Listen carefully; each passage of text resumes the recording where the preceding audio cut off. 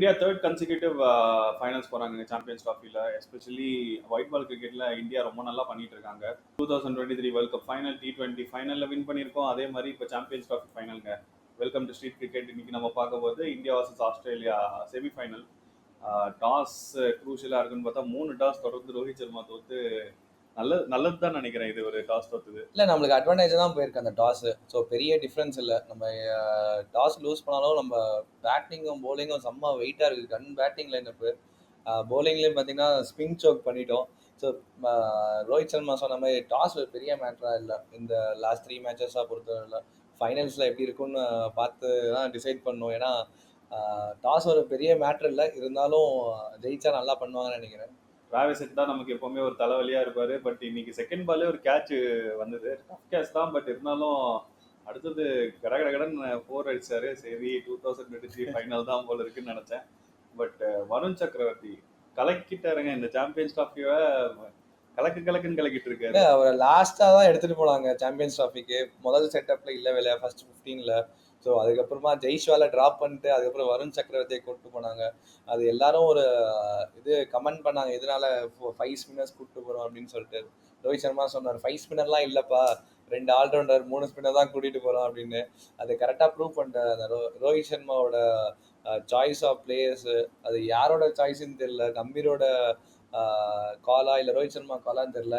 யாரோட காலாக இருந்தாலும் அது பாராட்டியே ஆகணும். நல்ல ஒரு 11 ஸ்பின் சோக் பண்ணுறதுக்கு நல்ல ஒரு டீமாக இருக்குது. அதே மாதிரி எல்லா 4 ஸ்பின்னருமே வெரைட்டியா ஸ்பின்னர்ஸ். ஜடேஜா ஓகே, அக்சரும் similar type of spinner. But குல்தீப்பும் ஒரு மிஸ்ட்ரி ஸ்பின்னர் தான். ஏன்னா 2 சைடுமே நல்லாவே திருப்புறாரு. அதே மாதிரி வருண் சக்கரவர்த்தி தைரியமா போடுறாருங்க. எனக்கு தெரிஞ்சு நியூசிலாந்து மேட்ச்ல இருந்தே அவருக்கு நல்ல கான்ஃபிடன்ஸ் வந்துச்சுன்னு நினைக்கிறேன். டிராவிஸ் ஹெட் விக்கெட் எடுத்தோடனே தான் கொஞ்சம் எனக்கு மூச்சே வந்தது. இல்லை, கண்டிப்பாக அந்த டிராவல்ஸ் ஹெட் எடுக்கலன்னா கண்டிப்பாக ஒரு 200 250 வரைக்கும் அந்த ஸ்கோர் போர்ட் போயிருக்கும். ஸோ 40 ஓவர்ஸில் கண்டிப்பாக 250 அடிச்சிருப்பாங்க.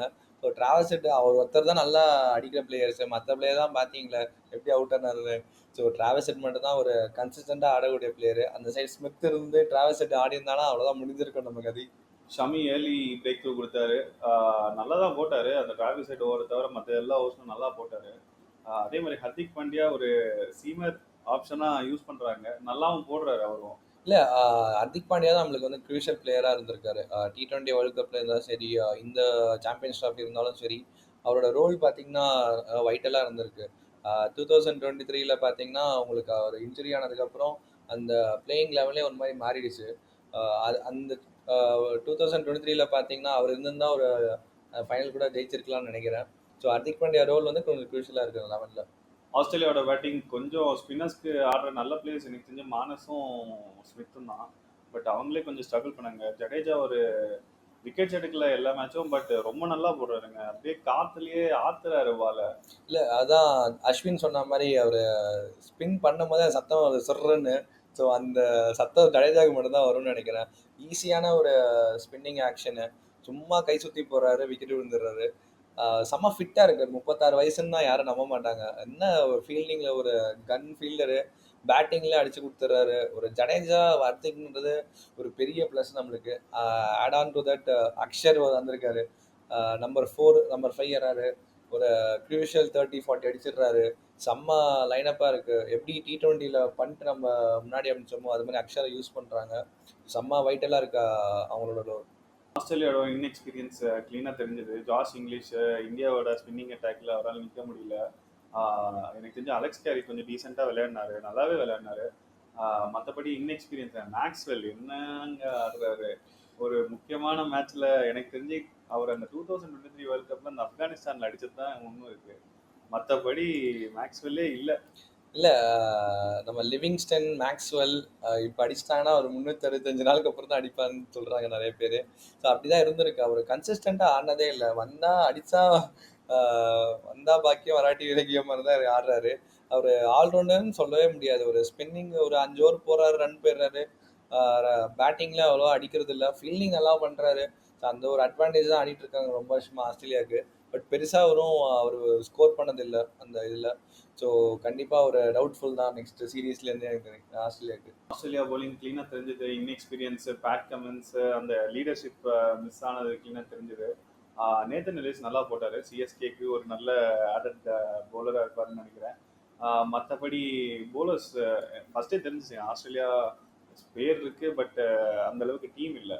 இல்ல அவங்க பேப்பர்ல பாத்தீங்கன்னா ஒரு மாதிரி நார்மலா டீம் இருக்கிற மாதிரி தான் இருந்துச்சு. எப்போ அவங்க செமிஃபைனல் போனாங்களோ ஆஸ்திரேலியா இஸ் பேக் அப்படின்னு நிறைய பேர் சொல்ல ஆரம்பிச்சிட்டாங்க.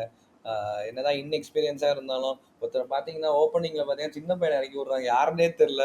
கூப்பர்னு கேள்விப்பட்டதே இல்லை. கவுண்டி கிரேட்லயும் அவ்வளோவா நேம் ஸ்ட்ரைக் ஆனது இல்லை. அதான் ஃப்ரேசர் மெக்கர்க் இறக்கிருக்கலாம்னு நினைக்கிறேன் எனக்கு தெரிஞ்சு. இல்ல அந்த கான்டெஸ்ட் நம்ம டெஸ்ட் ஆடினானே அவன் என்னன்னு தெரியல. ஸோ அவனெல்லாம் ஆட வச்சிருக்கலாம். ஏன் யாருன்னே தெரியாத பிளேயரை இறக்கி விட்டாங்கன்னு தெரியல. மேபி ஸ்மித் வந்து இந்த கேம்பிள் மாதிரி ஆடுறாரு போல இருக்கு. சரி யாருன்னே தெரியல. அவன் கொஞ்சம் அடிப்பான், கொஞ்சம் 50-60 அடிப்பான், சுத்துவான், பேட்டில் பட்டு போகும்னு நினைச்சிட்டாரு போல. ஆனால் நம்மளுக்கு வித்தே கொடுக்கலங்க. ஒரு டிராவல்ஸ் ஹெட்டுக்காக இருக்கட்டும், இல்லை அந்த புது பையன் வந்ததுக்காக இருக்கட்டும், இந்த மாதிரி ஸ்விங்கு பால் வந்து அவுட் சைட் ஆப்ஷனுமே ஃபுல்லாக பாடியில் தான் போட்டிருந்தாங்க. ஹர்திக் பாண்டியாவையும் அது செம்ம செட்டப்னு நினைக்கிறேன். அதுக்கப்புறம் இந்த இங்கிலீஷ்ன்றாங்க. அது அவங்க எல்லா சரி எல்லா டீம் கூடயும் அடிச்சிருக்காங்க. பட் நம்ம கூட பார்த்தீங்கன்னா இப்படி அவுட் ஆயிட்டாரு. நம்ம ஸ்பின்னிங் டீம் கூட தான் ஒன்று அடிக்க முடியாதுங்க. அவ்வளோ நம்ம லைனப் வச்சிருக்கோம். ஒரு 4 ஸ்பின்னரு, எல்லாருமே வெரைட்டியான ஸ்பின்னர்ஸு. ஸோ கண்டிப்பாக அடிக்க முடியாது அந்த மாதிரி பிளேயரு. இந்த வருண் சக்கரவர்த்தியை கொண்டு வந்ததுக்கு முக்கியமான காரணம் எனக்கு தெரிஞ்சு கௌதம் கம்பீரா தான் இருப்பாரு. கேகேஆர்ல அவ்வளோ நாள் ஒர்க் பண்ணியிருக்காரு. ஏன்னா ஹர்ஷித் ராணா ஃபர்ஸ்ட் 2 மேட்ச் நல்லா தான் பண்ணியிருந்தாரு. ட்ராப் பண்ற அளவுக்கு எதுவும் இல்ல. இல்லை. ஹர்ஷித் ராணாக்கு முன்னாடி நம்ம ஹர்ஷ்தீப் சிங் தானே ப்ராப்ளம். அவர் என்ன ஆனார் அப்புறம்? ஹர்ஷித் சிங் வந்து துபாய் சுத்தி போறாரு வாஷிங்டன் சுத்தரோட சேர்ந்து. பட் ஹர்ஷித் ராணா அதுதான் கௌதம் கம்பீரோட கால் இல்ல ரோஹித் சர்மாவோட காலான்னு தெரியல. ஆனா இது ஒரு நல்ல கால். ஏன்னா ஸ்பின் சோக் வந்து ஃபாரின், ஃபார் எக்ஸாம்பிள் நீங்க Australia, New Zealand, next south Africa வருமா அவங்க வந்தாலும் ஸ்பின் அந்த அளவுக்கு அவங்க விளையாட மாட்டாங்க. இதே ஃபாஸ்ட் பாலர்னா ஈஸியா அடிச்சிருவாங்க. இல்ல T20லயும் பாத்தீங்கன்னா 4 ஸ்பின்னர் எடுத்துட்டு போயிருந்தோம். எல்லாருமே கொஸ்டின் பண்ணாங்க, எதுக்கு இந்த கண்டிஷன் 4 ஸ்பின்னரு, ஃபாஸ்ட் பாலர் தானே ஆடுவாங்க. ஆனா அதுல போயிட்டு வின் பண்ணியிருக்கோம். கண்டிப்பா அதை கொஸ்டின் பண்ணக்கூடாது. இங்க பாத்தீங்கன்னா 5 ஸ்பின்னர் எடுத்துட்டு போயிருக்கோம். ஆனா 4 ஸ்பின்னர் ஆடிட்டோமே. ஒன்றும் சுந்தர் மட்டும் தான் ஆடல. கண்டிப்பா அவருக்கு சான்ஸ் கிடைக்காது இதுக்கப்புறம். ஸோ அவங்களோட சாய்ஸ் ஆஃப் பிளேயர்ஸும் நல்லா இருந்திருக்கு. அவங்க பெர்ஃபார்மும் பண்ணியிருக்காங்க. ஸோ நம்ம எதுவுமே சொல்லக்கூடாது. இப்போ ஃபைனல் போயிட்டாங்க. ஃபைனலில் ஜெயிக்கிறாங்களோ இல்லையோ, இந்த 15 இந்த 11 வந்து எடுத்துகிட்டு போனது கண்டிப்பாக பாராட்டி ஆகணும். கம்பீர் அண்ட் டீம் ஒரு ரோஹித் சர்மா அவங்க யார் சாய்ஸ்ன்னு தெரியல. பட் யாராக இருந்தாலும் நம்ம வந்து பாராட்டி ஆகணும். அதான் அவங்க வந்து எனக்கு தெரிஞ்ச டீம் வந்து அன்னைக்கு மேட்சுக்கு ஏற்ற மாதிரி 11 எடுக்கிறாங்கன்னு நினைக்கிறேன். அவங்களுக்கு அந்த ஃப்ளெக்சிபிலிட்டி இருக்கு. அதுக்கு முக்கியமான காரணம் கண்டிப்பாக ஹர்திக் பாண்டியாவோட போலிங் தான். அவர் கண்டிப்பாக 2023 வேர்ல்ட் கப்ல மிஸ் பண்ணிட்டோம். அவர் தான் இந்த மற்ற 11 டிசைட் பண்றாரு. ஏன்னா 2023 வேர்ல்ட் கப்ல ஆக்சுவலா அஸ்வின் தான் ஆட வேண்டியது ஃபைனல்ல. அது கடைசி நிமிஷத்துல சேஞ்ச் ஆயிடுச்சுன்னு சொன்னாங்க. இல்ல நடுவில் அந்த மேட்ச் வந்து இன்ஜுரி ஆயிட்டாரு. அதுக்கப்புறம் கண்டிப்பா ஒரு ஃபாஸ்ட் பாலர் ஆடியே ஆகணும்னு இதாயிடுச்சு.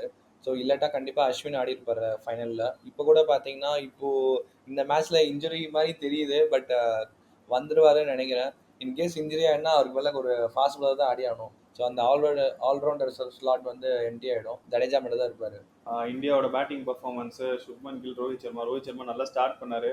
எனக்கு அந்த 2023 வேர்ல்ட் கப் அந்த அதே மாதிரி ஒரு ஷாட்டு நல்ல வேலை மானஸ் விட்டாரு. பட் பெருசா கேபிட்டலைஸ் பண்ண முடியல. அகைன் சுப்மன் கில் ஓகேவான ஒரு ஸ்டார்ட்.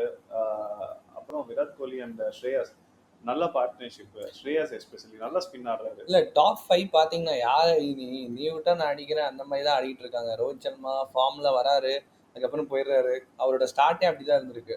அவரோட ரோலே அதான் செட் பண்ணிருக்காங்கன்னு நினைக்கிறேன். ஆமா 10 ஓவர்ஸ் ஆடுவார்னு நினைக்கிறேன். அவருக்கு வேலையே 10 ஓவர்ஸ் ஆடுறது தான். 23 world cup T20 world cup பார்த்தா நான் 10 ஓவர்ஸ் ஆடுறேன், வர ரன் வரட்டும், அந்த 100 ரன் அடிச்சு கொடுத்துறேன், அதுக்கப்புறம் நீங்க பாத்துக்கோங்கப்பா. கில் பாத்தீங்கன்னா ஒரு ஸ்டெடியான பிளேயர். அதுக்கப்புறம் விராட் கோலி ஸ்டெடியான பிளேயர். ஸ்ரேயஸ் பாத்தீங்கன்னா ரோஹித் சர்மா மாதிரி ஒரு பிளேயர் வந்து அடிக்கிற மாதிரி ஒரு பிளேயர். ஸோ அந்த மாதிரி தான் அவங்க ரோலே இருக்கு. ஸோ அந்த மாதிரி ரோல் இருக்கும்போது ரோஹித் சர்மா அந்த அவுட் ஆகிறதுலாம் பெருசாக கன்சிடர் பண்ணக்கூடாது. ஏன்னா டீம் வின்னிங் தான் மேட்ரு. ஸோ உங்களுக்கு 10 ஓவரில் 100 ரன் வந்துருச்சுன்னா அதுக்கப்புறம் அவர் எடுத்துகிட்டு போயிடலாம்ல. ஸோ அவர் கில்லும் ஃபார்மில் தான் இருக்காரு. ஸோ விராட் கோலி சொல்லவே தேவை. விராட் கோலி பார்த்தீங்கன்னா கிங் ஆஃப் ரன்சேஸ். இந்த இன்னிங்ஸ் கூட பார்த்தீங்கன்னா செம்ம மெச்சூர்டாக இருந்துச்சு. ஒரு ரன்னை பால் ஆடிட்டு இருந்தாரு. அந்த சைடு விக்கெட்டே விடாமல் பார்த்துட்டு இருந்தாரு. அதுக்கப்புறம் KL ராகுல் வந்ததுக்கப்புறம் அவர் லூஸ் ஷாட்டுக்கே போனார். அது வரைக்கும் நல்லா சிங்கிள் தான் நட்டு இருந்தாரு. ஸோ கிங் ஆஃப் ரன்சேஸ்ன்னு காட்டிட்டாருங்க திருப்பி. இந்தியாவோட பேட்டிங் டெப்த் இந்த மேட்ச் நல்லாவே யூஸ் ஆச்சு. எஸ்பெஷலி KL ராகுல் எவ்வளோ இம்பார்ட்டண்ட்டான பிளேயர்னு இந்த மேட்ச் தெரிஞ்சுது. ரொம்ப நல்ல இன்னிங்ஸ் 42. அதே மாதிரி பார்த்தீங்கன்னா ஹர்திக் பாண்டியா குவிக்கா வந்து ஒரு 25 ரன் அடிச்சுட்டு போயிட்டாரு. அதுல தான் மேட்சே முடிஞ்சு போச்சு. இல்ல இப்போ கேஎல் ராகுல் ஆடவே இல்லை, திடீர்னு பண்ணிட்டு இறக்கலாம்னு யாராவது பேசுனீங்க? ஸோ கேஎல் ராகுலோட இம்பார்ட்டன்ஸ் வந்து இப்போ தெரிஞ்சிருக்கும். என்னதான் கீப்பிங்ல வந்து எல்லாரும் சொல்றாங்க ஆஃப் சான்ஸ்லாம் விடுறாரு, நிறைய பைஸ் போகுதுன்னு. அவரு அவரு இப்பதான் கீப்பிங்கே பண்ண ஆரம்பிச்சிருக்காருங்க. ஒரு 5-6 இயர்ஸாக தான் பண்ண ஆரம்பிச்சிருக்காரு. ஸோ கத்துப்பார் கண்டிப்பா. அவர் கீப்பிங் வந்து ஆடட் அட்வான்டேஜ் தான். அவர் ஃபுல்லா பியூர் பேட்ஸ்மேன் தான். நம்ம கீப்பரா நம்ம உருவாக்கி இருக்கோம். எப்படி டிராவிடை உருவாக்கணுமோ அதே மாதிரி இவரை உருவாக்கி இருக்கோம். ஸோ அது பேட்டிங் தான் கோர் ஸ்ட்ரென்த்து. மேபி அவர் சிக்ஸ் டவுன் இறக்குறாங்க. இருந்தாலும் அவரை வந்து ஏன் கேஎல் ராகுல்னு நிரூபிச்சிருக்காங்க. இந்தியா வர்சஸ் ஆஸ்திரேலியா 2023 ஃபைனல் ரிவெஞ்சா இருக்குமா இது? இல்ல ரிவெஞ்சான்னு கேட்டீங்கன்னா இல்ல, ஆஸ்திரேலியாவோட 100% டீமே இல்லையே இது. பி டீம் சி டீம் மாதிரி தான் இருந்துச்சு. இந்த பேட் கமின்ஸோட கேப்டன்சி பார்த்தீங்கன்னா வேற லெவலில் இருக்கும். அது 2023 பார்த்தீங்கன்னா ஒரு அந்த ஃபர்ஸ்ட் ஒரு 4 வந்து டிராவல்ஸ் செட் வந்து சேவ் பண்ணுவாரு. அந்த வெறியா இந்த மாதிரி இந்த டீம் இல்லைங்க. ஸோ அதனால ஒரு ரிவெஞ்ச் மாதிரி இருக்காது. மேபி ஒரு ஃபுல் டீம் எடுத்துட்டு வந்து நம்ம அடிச்சாதான் அது ரிவெஞ்சா இருக்கும். மேபி நெக்ஸ்ட் வேர்ல்ட் கப்ல பாத்துக்கலாம். இங்கிலாந்து நாக் அவுட் ஆனதுக்கு அப்புறம் ஒரு கிரிட்டிசிசம் வந்துட்டு இருக்கு. என்னன்னா இந்தியா ஒரே கிரவுண்ட்ல விளையாடிட்டு இருக்காங்க, ஹோம் அட்வான்டேஜ்னு சொல்றாங்க. அது என்ன சொல்றதுன்னு தெரியல. இல்ல நம்ம வந்து எல்லாருக்கும் ஒரு சாய்ஸ் இருக்கு. நம்ம இந்தியா வந்து பாகிஸ்தான்ல போய் விளையாட மாட்டோம். ஸோ அதுக்கு கண்டிப்பா ஒரு ஆல்டர்னேட் வென்யூ வேணும். ஸோ இந்தியா இல்லாம ஒரு ஐசிசி டிராஃபி நடக்க முடியாது. ஸோ அது வியூவர்ஷிப்பும் இருக்கு. ஸோ கண்டிப்பா ஒரு ஆல்டர்னேட் வென்யூ வேணும்போது துபாய் தான் ஒரு ஆல்டர்னேட் வென்யூ பக்கத்துலயே இருக்கு. ஸோ ஐசிசி இது முடிவு பண்றாங்க. இவங்களுக்கு என்ன பிரச்சனைன்னு தெரியல. ஏன்னா இவங்க நல்லா ஆடினாலும் கூட பரவாயில்ல. அவங்க நம்ம கூட ட்ரை சீரிஸ் 3 ஓடிஎஸ் வந்து நம்ம கூட தோத்தாங்க. அதுக்கப்புறம் இங்க வந்து இவ்வளவு பேசுறாங்கன்னா எனக்கு புரியலங்க. இந்தியா ஃபைனல்ஸ் போயிட்டாங்க. New Zealand versus south Africa second semi-final இருக்கு. யார் வருவாங்கன்னு நினைக்கிறீங்க? சவுத் ஆப்பிரிக்காவா நியூசிலாண்டா? எனக்கு வந்து சவுத் ஆப்பிரிக்கா வரணும். திருப்பி வந்து அவங்க T20 வேர்ல்ட் கப் எப்படி அடிச்சோமோ அதே மாதிரி இப்போ அடிக்கணும். பட் அவங்க சவுத் ஆப்பிரிக்கா நல்ல ஸ்ட்ரென்த்து, போலிங் ஸ்ட்ரென்த்தாக இருக்காங்க.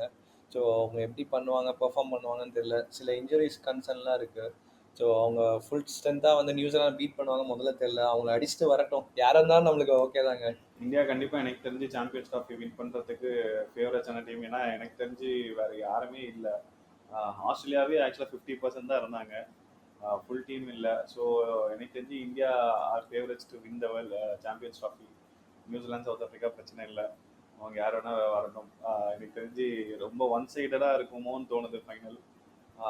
ஓகே, ஃபைனல் முடிச்சுட்டு நம்ம ப்ரிவ்யூ பண்ணுவோம். அந்த ப்ரிவ்யூவில் என்ன நடக்குதுன்னு பார்ப்போம். Stay tuned for more videos and please subscribe to the channel.